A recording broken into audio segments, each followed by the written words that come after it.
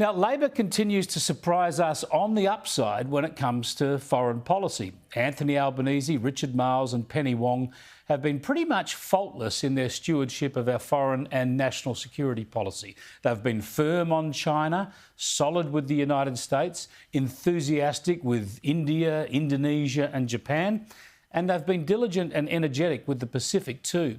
Their only foreign policy transgressions really have been their continuing alarmism and open-ended commitments on climate change. The reason I mention this is that Foreign Minister Penny Wong has been in the Pacific this week.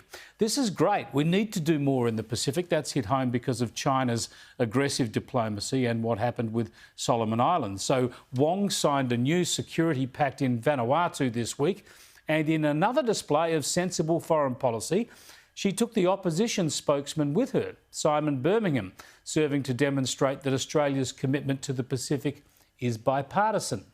So that's all to the good, right? A focus on the Pacific, Wong and Labor big enough to take the opposition along.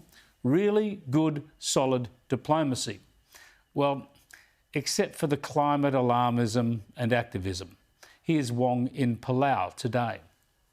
My country was involved in a domestic political debate about climate along political partisan lines. And what struck me about visiting Palau and Vanuatu and Solomon Islands and Tuvalu or Kiribati was that this was not a political issue for the people of the Pacific.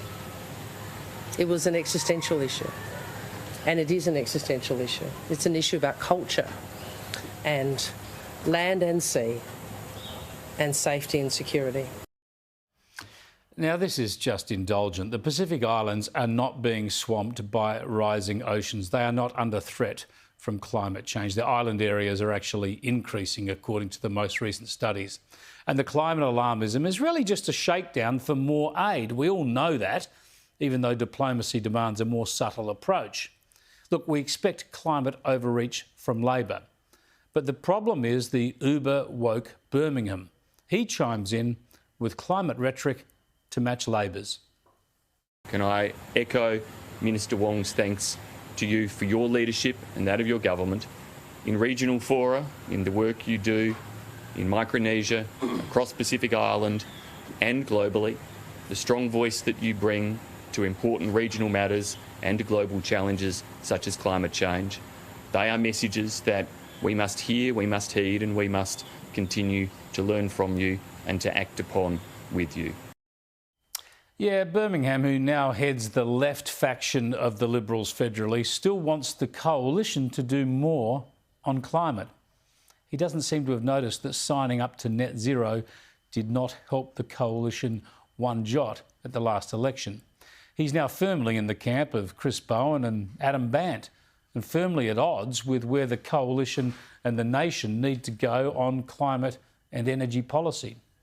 Dutton might need to find a different job for Birmingham, something that keeps him right away from climate and energy issues.